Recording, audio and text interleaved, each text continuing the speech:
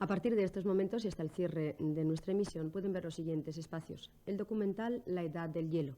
A continuación... Otoño. El frío transforma la vegetación de verde a parda, mientras el viento hace inclinarse el tronco de los árboles o incluso lo rompe. Es posible que el próximo verano ese árbol no esté ya aquí. La Edad del Hielo.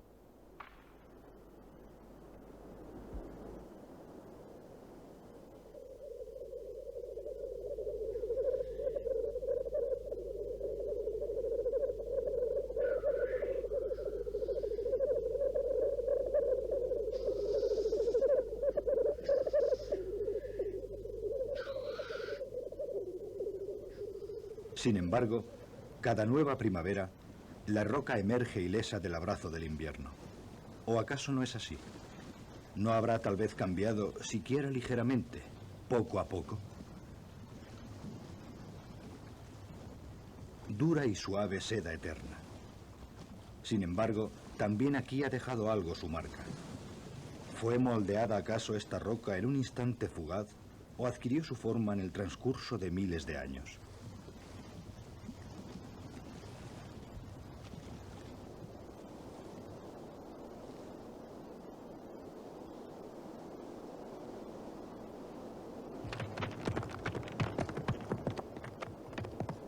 ¿Huevos? ¿Gotas congeladas? Las aristas de los cantos rodados están desgastadas. Bien, en este caso, ¿qué fuerza es la que puede haberlas hecho rodar? No queda en ellas el menor ángulo. Como si hubiera caído del cielo. Cuando la gente se basaba en las antiguas creencias populares, los cantos rodados de este tamaño resultaban fáciles de explicar. Y es muy posible que algunas de esas creencias se inventaran para aportar precisamente una explicación a la existencia de estas rocas solitarias. Cantos rodados en un glaciar. Un campo del diablo. Sin embargo, nadie cree que aquí actuaran los duendes, e incluso el diablo está demasiado ocupado en otros lugares. Pero, ¿qué es lo que se oculta detrás de una ruina de piedras de esta clase?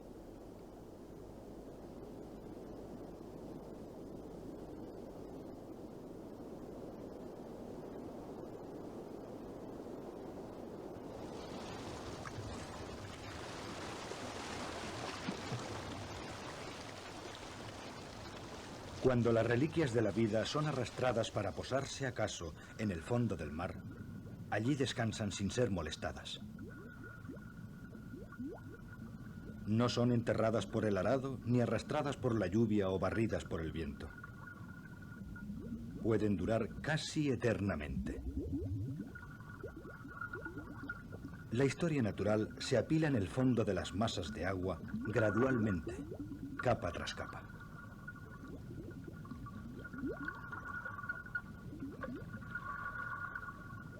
El interés del científico por el pasado de la naturaleza le incita a investigar en estos archivos naturales. La muestra recogida permite profundizar hondamente en la historia de la vida. Varía. El lugar es el mismo, pero la época cambia. 1000 años, 5000, 10000. En el fondo de los océanos, cientos de miles e incluso millones de años. Los fósiles revelan que el medio ambiental cambia, a menudo lentamente, pero sin cesar.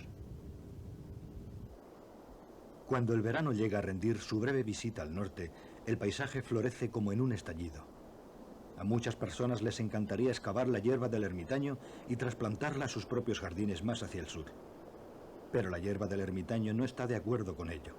Medra en las frías laderas de las montañas durante el breve estío septentrional. Los descubrimientos hechos en los pantanos demuestran que la hierba del ermitaño se extendía por la Europa central hace más de 10.000 años. Estas hierbas se desarrollan solamente allí donde el invierno no está nunca lejos. 200 metros más arriba, el aire es ya 1 grado más frío.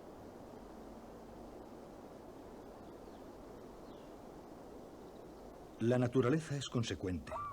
Si la temperatura disminuye en 1 grado, el glaciar baja unos centímetros. La línea de la nieve desciende.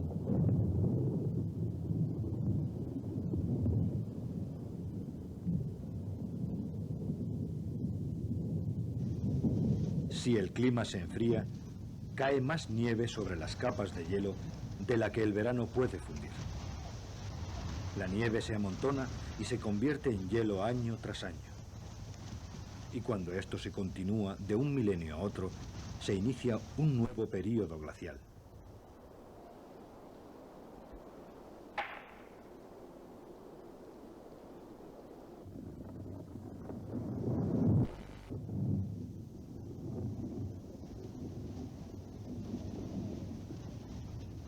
Para nosotros, hielo significa un carámbano, un cubo de hielo o el lago helado a través del cual el pescador invernal perfora su agujero. El hielo es duro como el cristal. Pero, ¿qué sucede si la nieve reciente y el hielo siguen amontonándose sobre las capas viejas?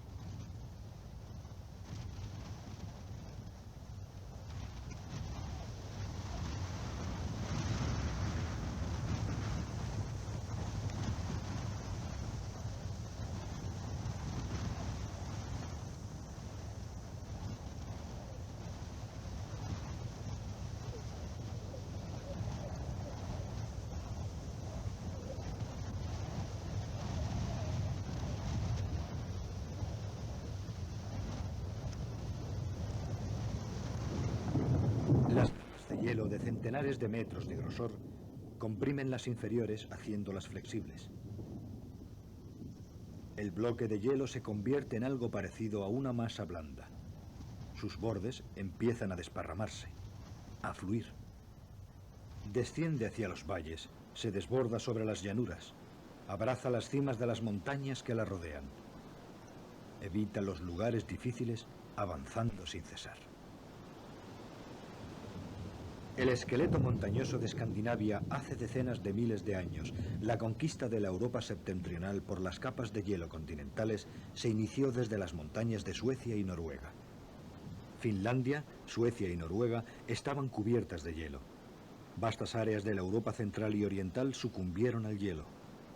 El Golfo de Botnia de nuestros días yacía bajo una capa de 2 o 3 kilómetros de hielo. Las masas de hielo en movimiento raen con fuerza la corteza de la tierra. La tierra suelta es arrastrada. Las rocas son desgastadas, trituradas y también resquebrajadas. Finalmente, pedazos triturados de rocas, piedras, granos y cantos rodados quedan mezclados en las capas inferiores del hielo. Esto da lugar al till. El suelo en Finlandia y Suecia consiste principalmente de till, ese suelo característico del norte que es a menudo tan duro como hierro fundido y en el cual todo está revuelto y mezclado. La capa de hielo puede formar bancos de morreras a lo largo de sus bordes o lóbulos. La capa de hielo aplasta y quiebra el suelo bajo ella, pero su helado aliento se extiende hacia lo lejos por sus alrededores. Una alta presión permanente impera en el frío por encima del hielo continental.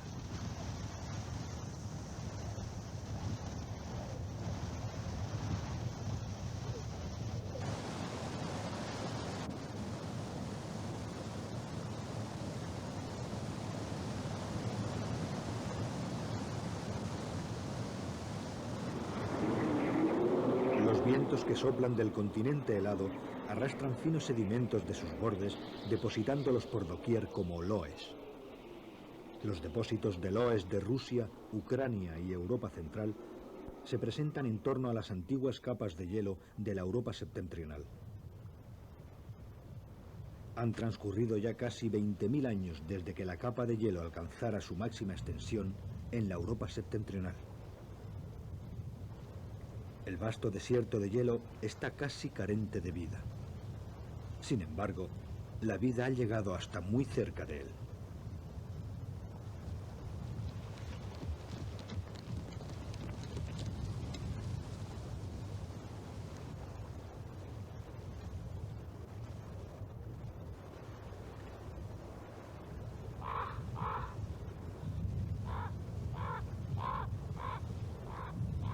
El buey almizclado es una reliquia viva del período glacial.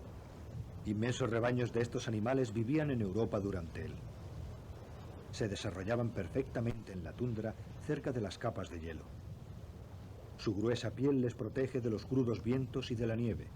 Sus anchas pezuñas les permiten avanzar sobre la nieve y les ayudan a excavar para conseguir su alimento debajo de esta. Cuando llega el verano, en su fugaz visita y se funde la superficie de la tundra, también la vida del buey almizclado se hace más fácil. Ciertamente, es posible que el buey almizclado se extinguiera en Europa porque se había adaptado a defenderse contra los elementos y los depredadores, pero no contra el hombre.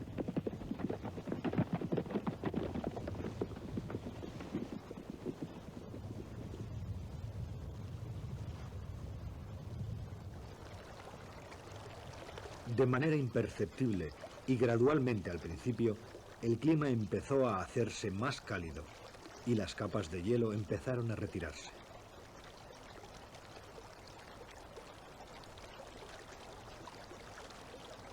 El acto final tuvo lugar hace unos 10.000 años. El clima se hizo más cálido por todo el mundo.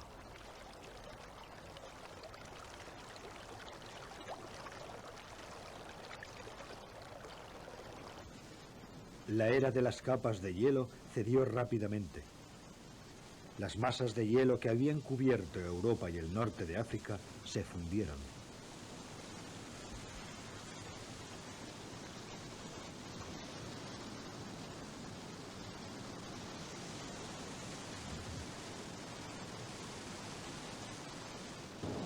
El agua que se precipitaba a través de la capa de hielo desde la superficie a la base arrastraba consigo arena y piedras.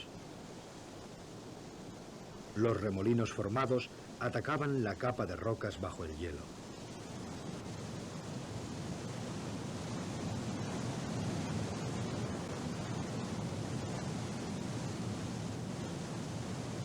Excavaban agujeros. Ollas del diablo. El agua hacía girar incesantemente el molino.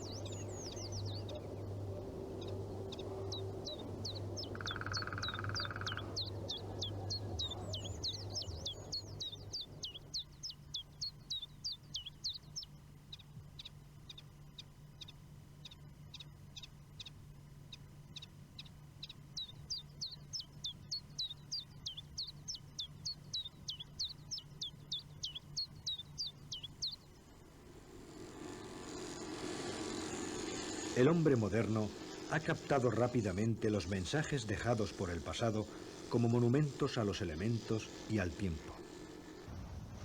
En muchos lugares, las capas de hielo bordeaban el agua.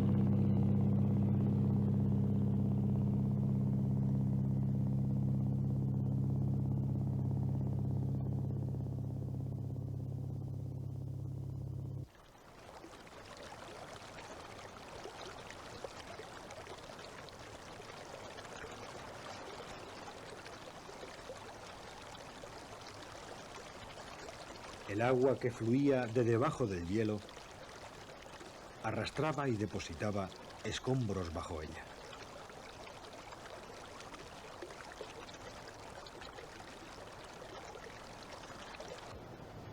murmullos de la primavera. Las desbocadas aguas arrastran consigo tierras sueltas. La distancia recorrida por la partícula más pesada era corta. Las más ligeras eran arrastradas más lejos.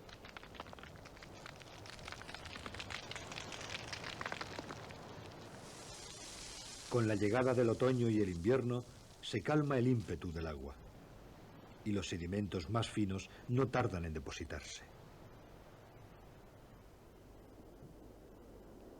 Esto dio lugar a los suelos arcillosos.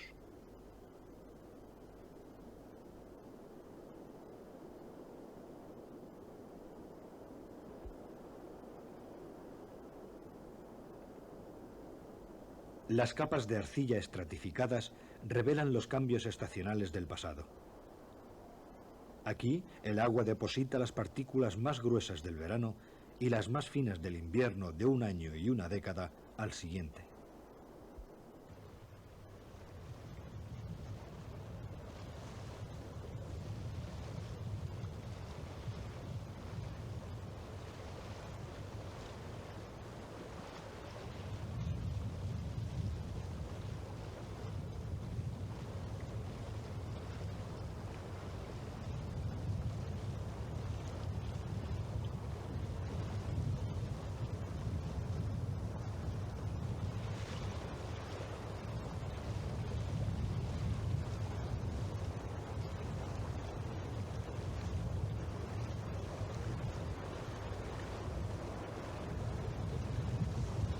El hielo en retirada desaparece del campo, pero el agua procedente de aquel sigue removiendo la rocalla desprendida del hielo. El agua arrastra grava, arena, finos sedimentos.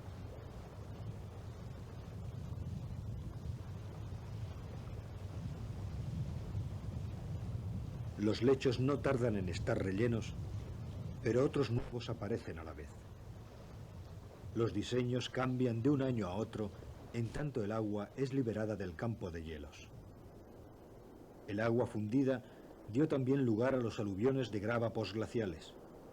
Cuando las capas de hielo se retiraron, las de arena y grava dieron lugar a largas crestas. Con frecuencia, los montones de grava posglacial formaban meandros a la manera de los lechos de los ríos.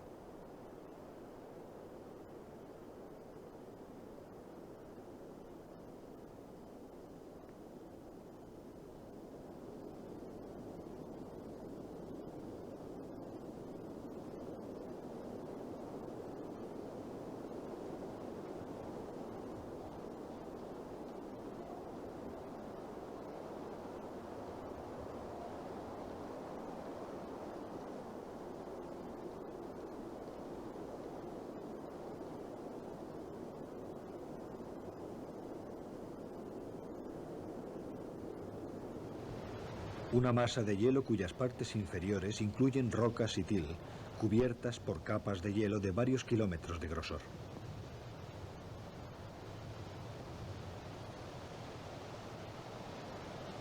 Todo se mueve. Los ásperos contornos del lecho rocoso han sido pulidos, se han vuelto aerodinámicos. Estos surcos son testigos del efecto aplanador del hielo.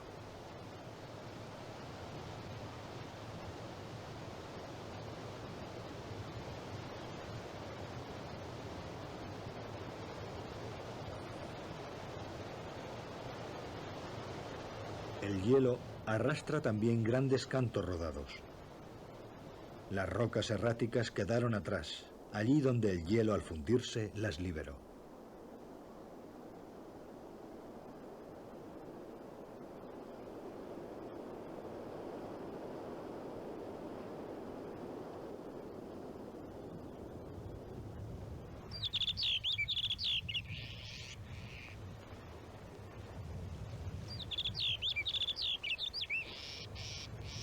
La capa de hielo no se fundió de manera uniforme. En ocasiones el movimiento se detenía. El período glacial estaba tocando a su fin cuando el clima se enfrió brevemente, durante unos pocos siglos.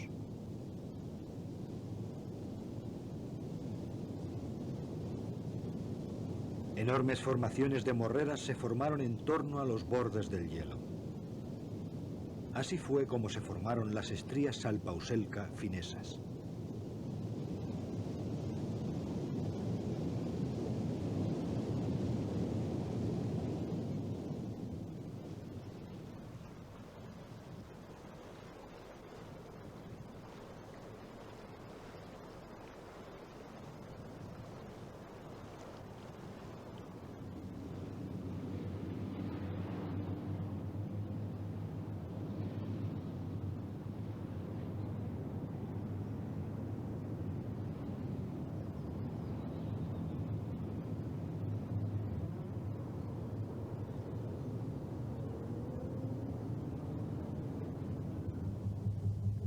Al mismo tiempo, hace más de 10.000 años, el extremo opuesto de la capa de hielo en la Noruega septentrional dio lugar a la formación de morreras y acumulaciones de arena a lo largo de los fiordos.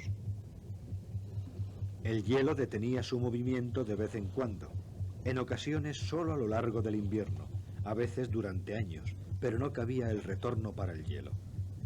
El diario del hielo en retirada puede leerse en las crestas presentes en el archipiélago de Vasa, en Finlandia.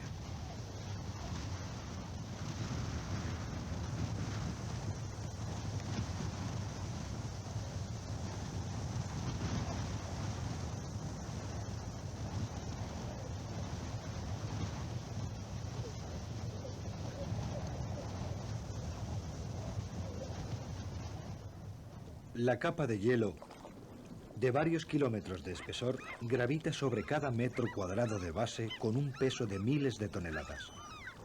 Aún la más resistente de las cortezas cede bajo esta clase de presión. La corteza de la Tierra se deforma. Cuando las masas de hielo se fundieron, vastas áreas quedaron inundadas. Al mismo tiempo que se creaban las crestas de Salpauselca, un enorme lago se abrió a lo largo de los bordes meridionales del hielo continental, allí donde se encuentra hoy día el Báltico.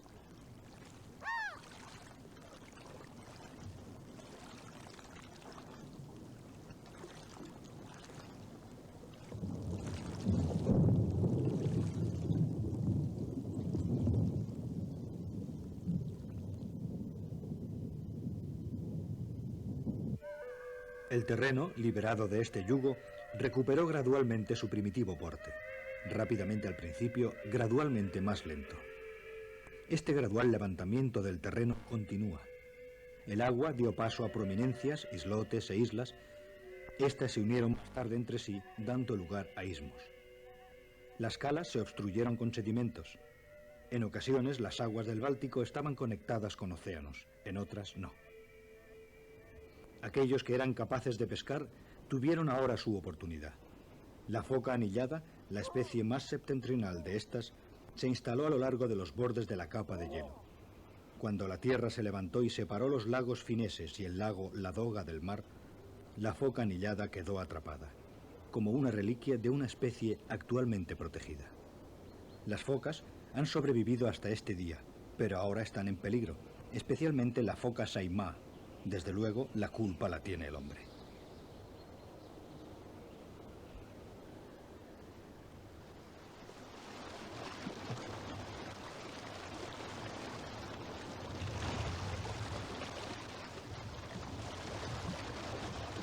Las aguas fundidas procedentes de la capa de hielo elevaron el nivel del océano.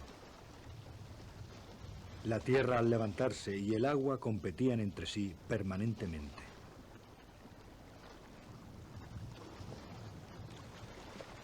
En ocasiones, el agua tenía la primacía en la cuenca del Báltico, a pesar de que la tierra resultaba siempre victoriosa.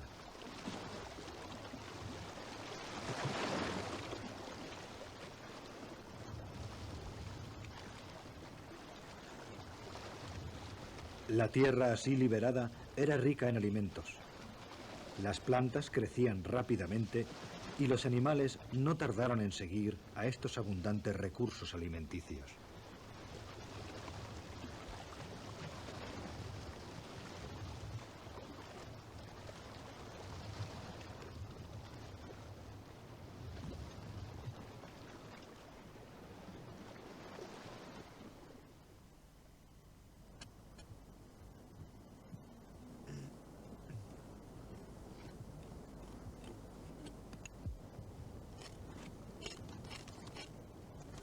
Los ricos cazaderos no tardaron en ser invadidos por el hombre, lo mismo que las pesquerías.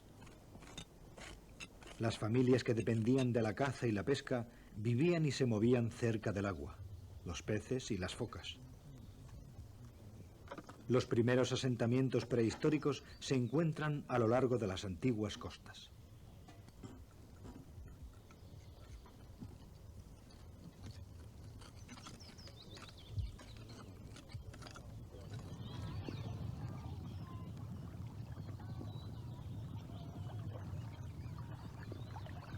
El fragor de las rompientes y el murmullo de las olas acompañó la lucha por la existencia de nuestros antepasados. El hombre protegió su fortuna cuando miró hacia el horizonte y vio el rojizo resplandor del cielo reflejado sobre la superficie del agua.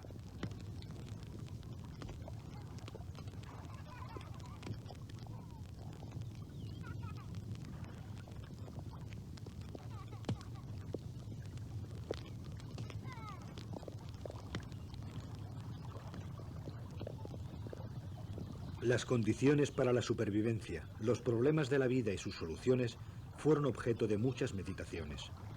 Las preguntas y respuestas se consideraban más importantes que el momento. Debían ser pintadas o talladas en la dura roca norteña, en la Suecia meridional, la Carelia oriental, la Noruega septentrional, en todas partes. Los pensamientos, runas y plegarias han sobrevivido en la piedra. Le dijeron algo a los pueblos antiguos, en tanto que nosotros podemos solamente tratar de descifrar el mensaje oculto tras las figuras. Suposiciones, interpretaciones. Incluso si nosotros poseemos algo de la misma urdimbre, el tejido es enteramente distinto.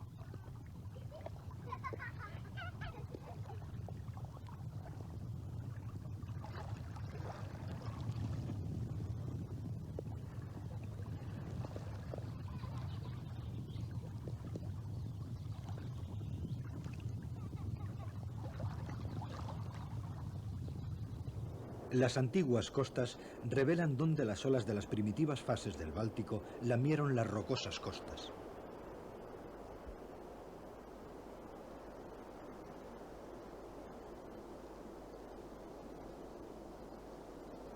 La elevación del terreno las ha levantado dejándolas más hacia el interior. Es posible que el hombre prehistórico echara aquí sus artes de pesca.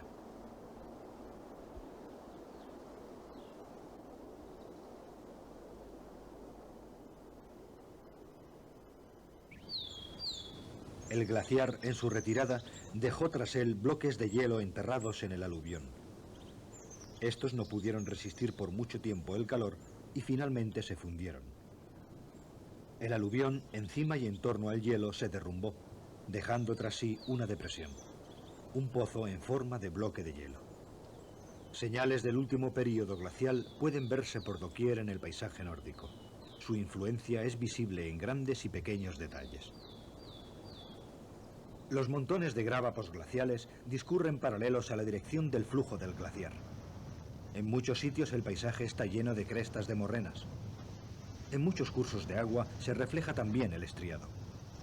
Las crestas Salpauselka actúan como diques, retienen a casi todos los lagos fineses. Finlandia, el país de los 1000 lagos.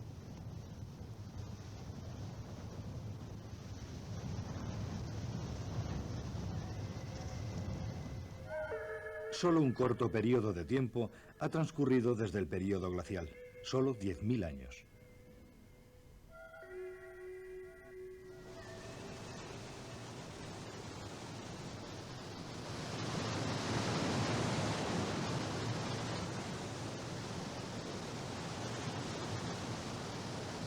El agua en movimiento arrastra escombros llevándolos de los niveles altos a los inferiores.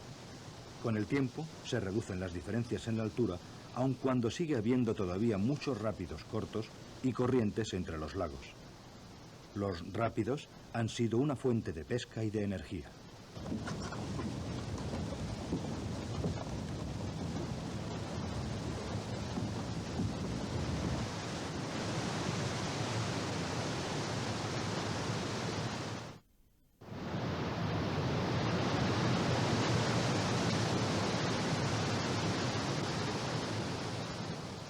A lo largo de las costas de Noruega, las lenguas de hielo de los glaciares que descienden hacia el mar cortan abruptas laderas y profundos y largos valles. Más tarde, una vez se hubieron fundido por doquier los glaciares, el mar se levantó y penetró en los valles, creando así los fiordos noruegos.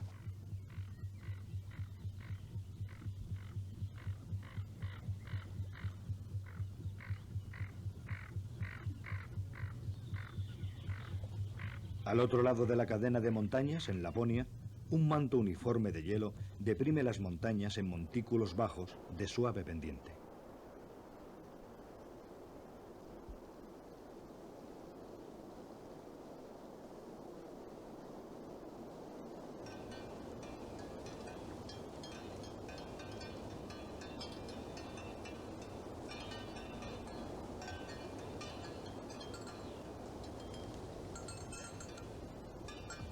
Aun cuando el actual Báltico era más extenso cuando el hielo se retiró, grandes zonas de la Finlandia Oriental y de Laponia quedaron secas al ser liberadas.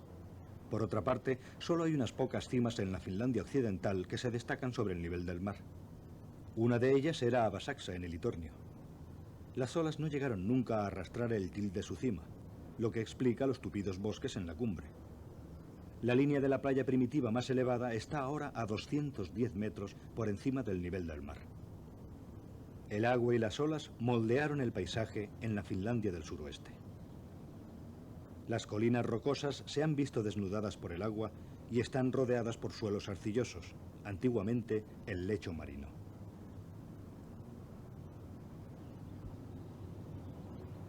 Los campos de labor en la Finlandia Oriental están localizados en las cimas y laderas de las colinas, protegidas al menos en parte del terrible frío de los valles. Las olas que baten estas costas no han llegado nunca a barrer los nutrientes de las cimas de estas colinas. Aun cuando estén salpicadas de rocas, pueden ser cultivadas. Hace ya tiempo que el período glacial determinó cómo los pueblos y las tribus del norte han debido adaptar sus vidas. Los depósitos creados durante el período glacial son utilizados eficazmente hoy día.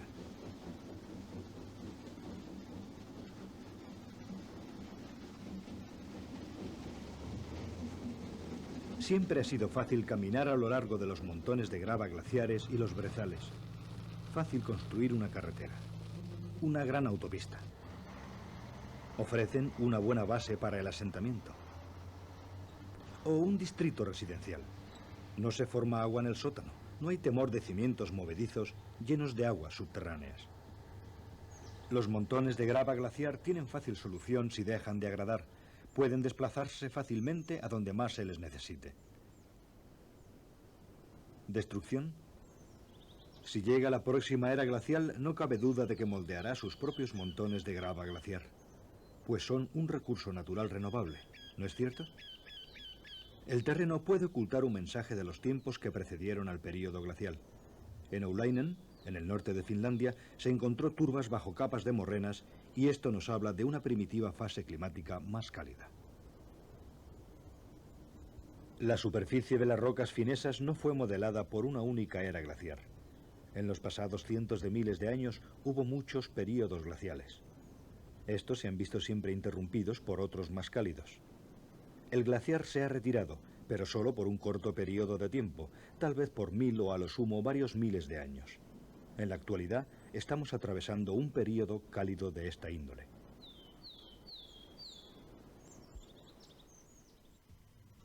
El excavador puede desenterrar toda suerte de objetos útiles e interesantes.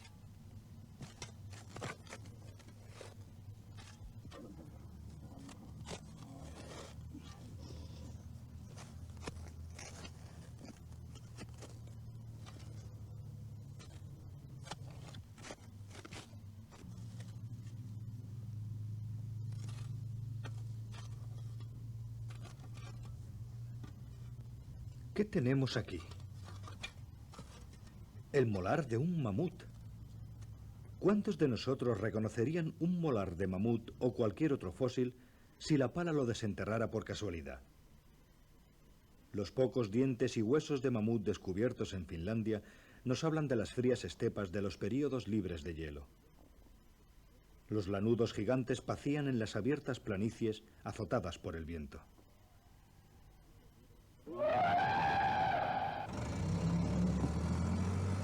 Los actuales métodos de excavación impiden nuevos descubrimientos de dientes.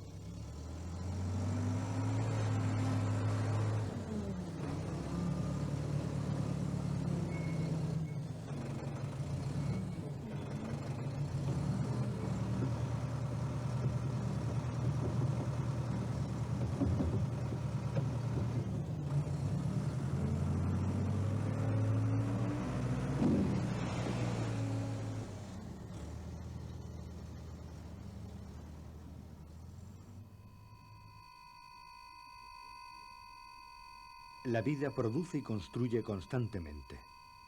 Esto requiere energía, y toda esta energía proviene del Sol.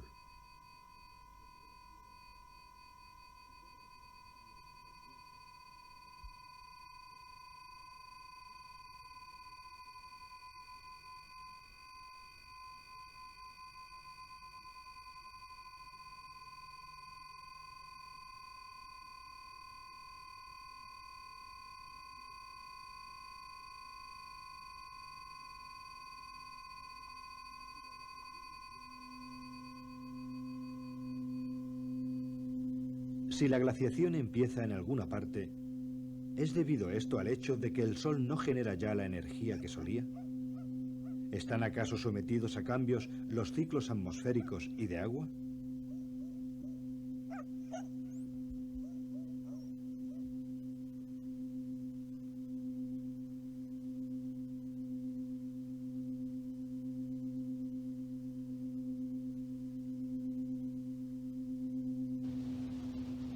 El verdadero brillo del Sol varía muy ligeramente.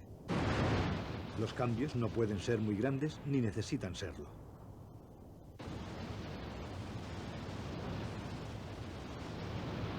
La disminución de un pequeño porcentaje en la radiación congelaría la totalidad de la Tierra para siempre. La posición del eje en torno al cual gira la Tierra y su órbita varían ligeramente en períodos. Esto explica el por qué la radiación solar que alcanza la Tierra varía en periodos de varias decenas de milenios. Las fluctuaciones explican por lo menos algunos de los periodos congelación-fusión. Sin embargo, no lo explican todo.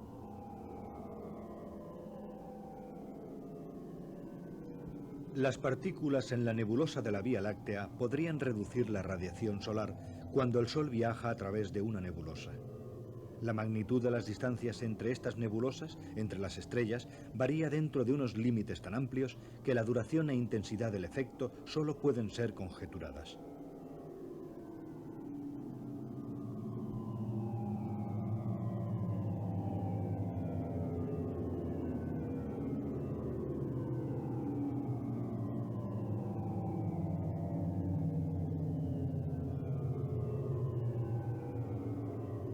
La Tierra ha visto muchos períodos glaciales, cada uno de los cuales duró decenas de millones de años. A su vez, estos se han caracterizado por una sucesión de períodos fríos y calientes. Las razones de ello pueden encontrarse en parte fuera de la Tierra, aun cuando puedan encontrarse asimismo también en parte en esta misma.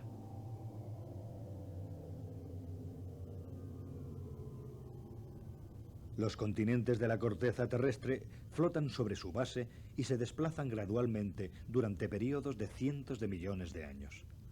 La relación entre continente y mar sufre constantes cambios.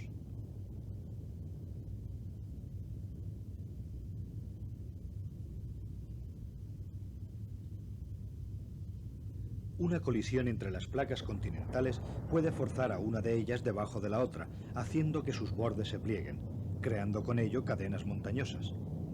Esto puede afectar también al clima. Cuando la corteza terrestre se pliega o se fractura, abre canales hacia el interior de la roca fundida, lo que da lugar a los volcanes. Estos volcanes erupcionan arrojando cenizas y dióxido de carbono a la atmósfera. Las propiedades térmicas de esta cambian. La radiación térmica de onda corta del Sol alcanza la Tierra. La Tierra se calienta y empieza a emitir radiaciones de onda larga. Sin embargo, el dióxido de carbono atmosférico no permite tan fácilmente su paso hacia el espacio exterior. De este modo, el dióxido de carbono origina un efecto de invernadero, pues almacena calor en la atmósfera.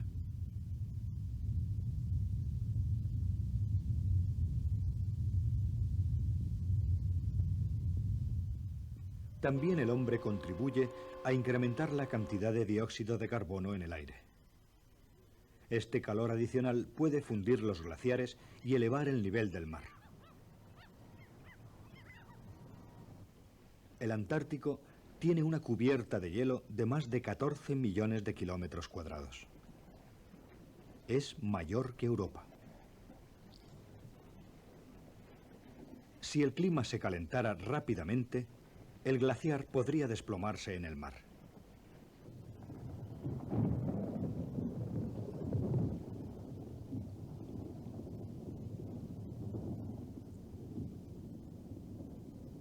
Esta es una posibilidad aún no confirmada hasta ulteriores investigaciones.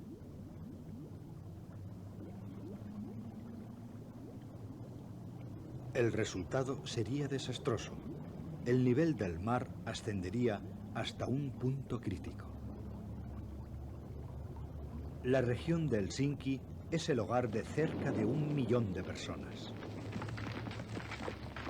Los alrededores de Estocolmo de algo más de 1 millón.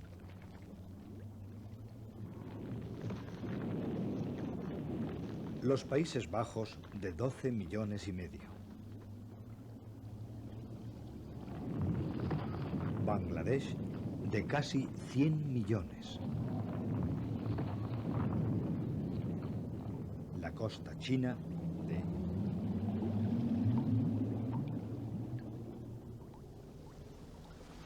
Las zonas más pobladas de la Tierra son bajas, casi al nivel del mar.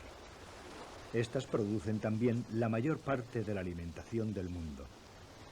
Los efectos de una elevación del nivel del mar se extenderían por doquier.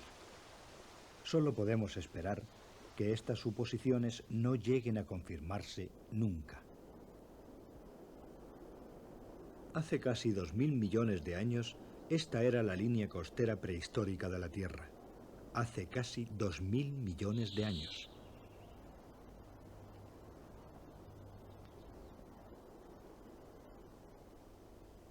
Hoy día no hay más que cuarcita en los montes de Piatunturi en Laponia.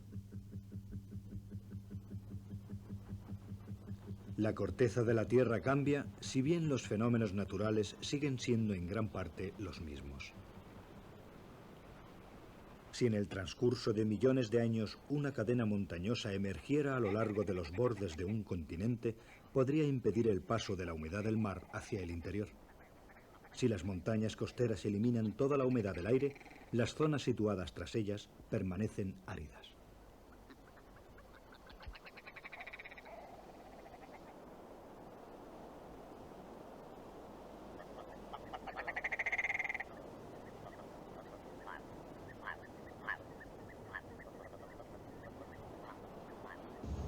Este carbón procede de Polonia.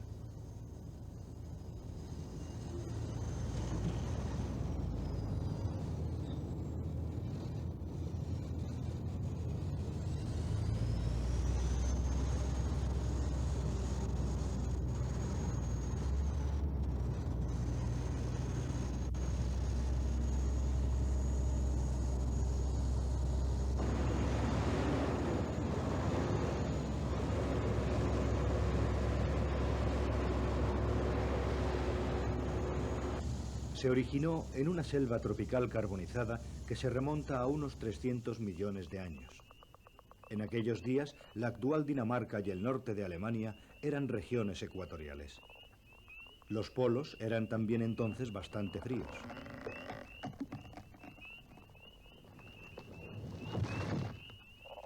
El movimiento de los continentes en relación con el Ecuador puede modificar radicalmente el clima local, aun cuando la temperatura media de la Tierra en su totalidad difícilmente podría cambiar.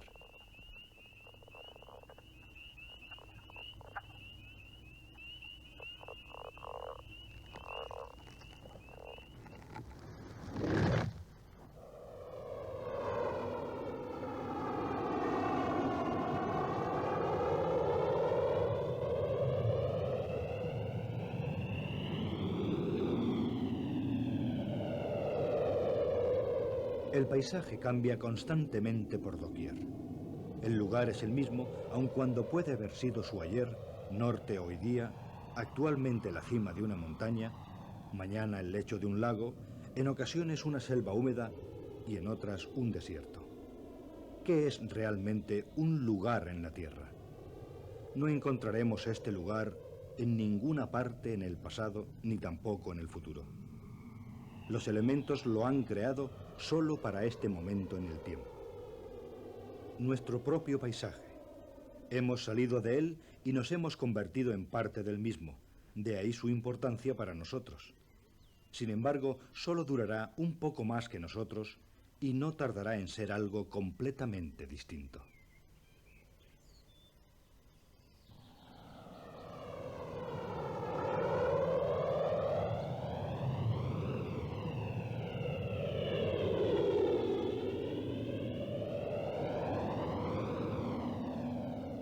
El clima se ve influenciado por una combinación de numerosos factores de corto y de largo alcance, tal vez localmente únicos.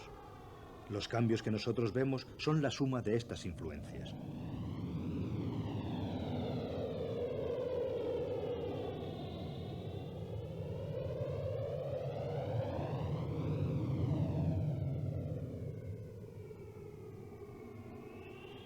Las capas de hielo solidifican el agua. Con el advenimiento de un nuevo período glacial, el nivel del mar disminuirá. Las islas se unirán a los continentes y los continentes lo harán entre sí.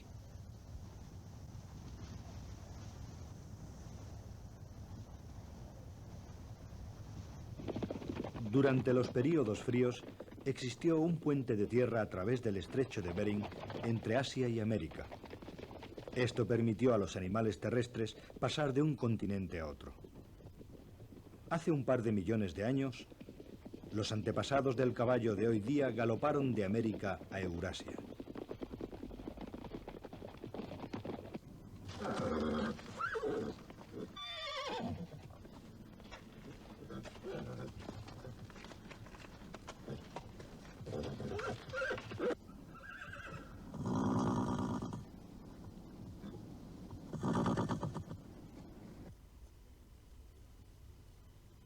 El hombre cruzó, mucho más tarde, por el mismo puente de tierra en dirección opuesta.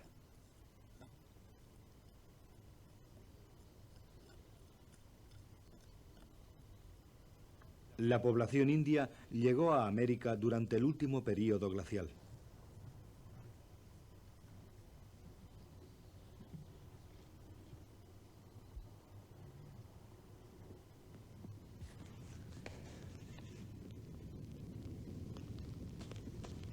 Se ha comprobado la posibilidad de seguir la evolución del hombre remontándonos a millones de años.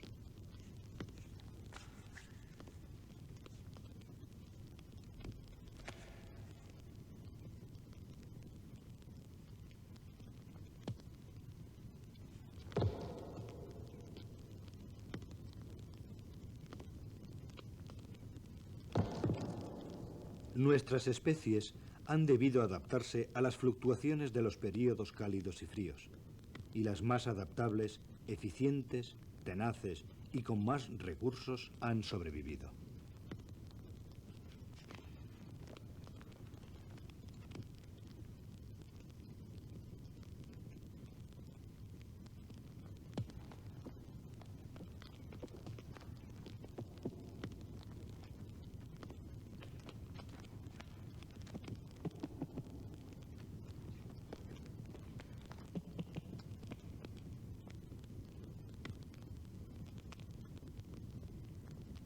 Han tenido que inventar y aprender habilidades cada vez más complicadas, estudiar los problemas de la existencia desde todos los puntos de vista.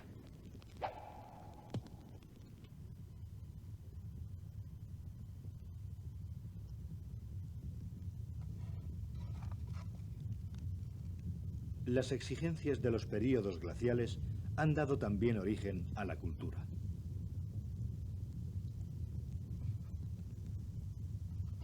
Durante largo tiempo, el hombre estuvo a merced de la naturaleza.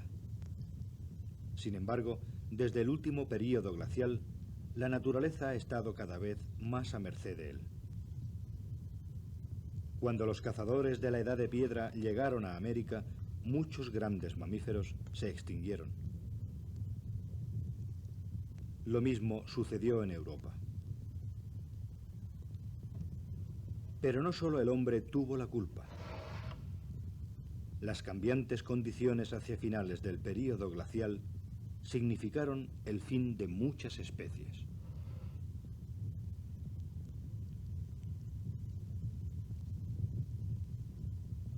Actualmente estamos gozando de un período de deshielo entre períodos de congelación en un período glacial. Hoy día hemos sobrepasado el punto álgido de este deshielo. Los pinos medraban en Enontekiö, en la Laponia finesa, hace miles de años, en lo que es hoy día un paisaje ártico sin pinos. Los troncos caídos en un lago no se han podrido en el agua y nos recuerdan constantemente un período más cálido ya desaparecido hace más de 5000 años.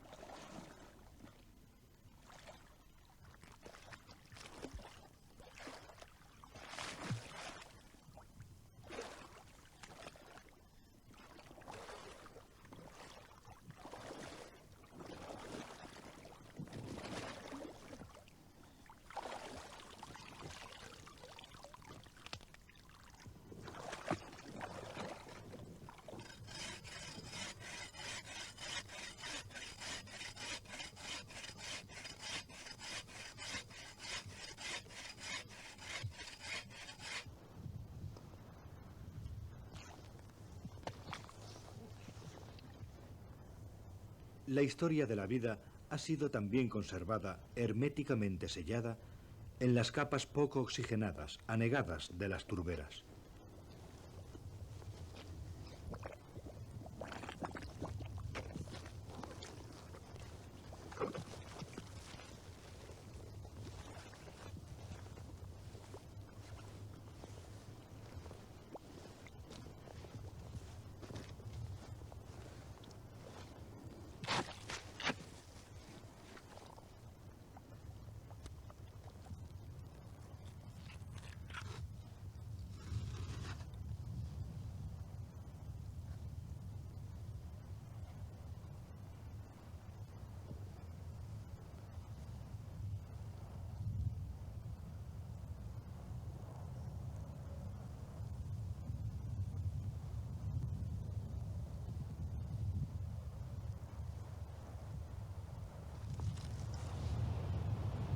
El castaño de agua medraba en Ebijärvi, en Ostrombotnia, hace muchos miles de años.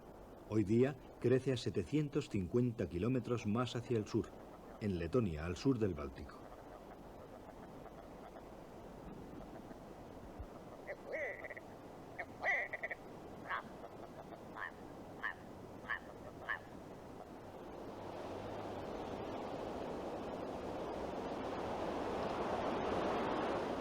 Todo tiene lugar gradualmente, de manera desapercibida. Los veranos se hacen más cortos, el clima más frío. Los inviernos se hacen más largos y más rigurosos.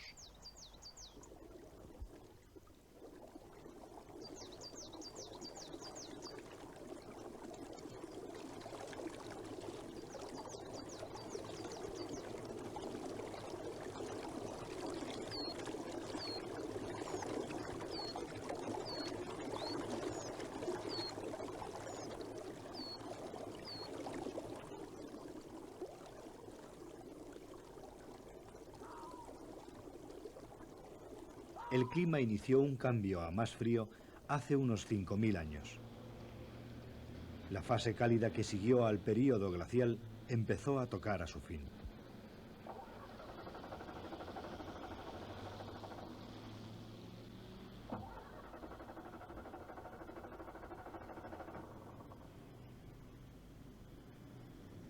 El comienzo de un nuevo período glacial puede estar a miles de años de distancia. Sin embargo, más tarde o más temprano, el frío volverá.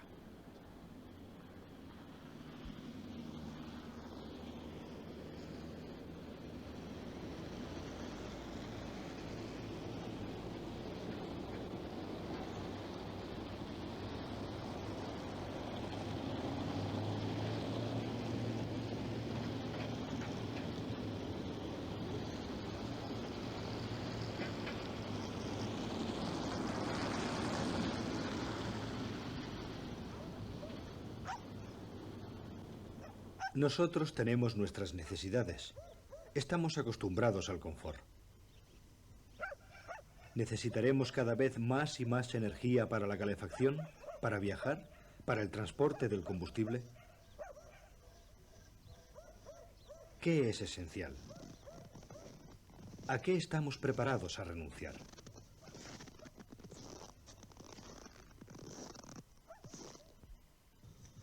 La amenaza del frío ha sido un gran reto para la humanidad. ¿Somos todavía capaces de hacerle frente?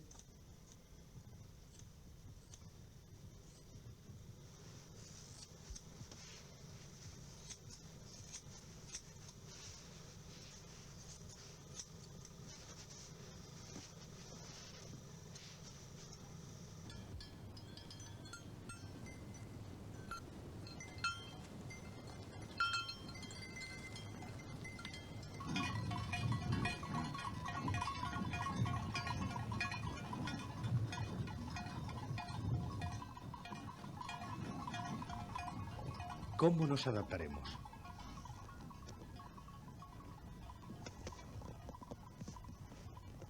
¿Queremos adaptarnos?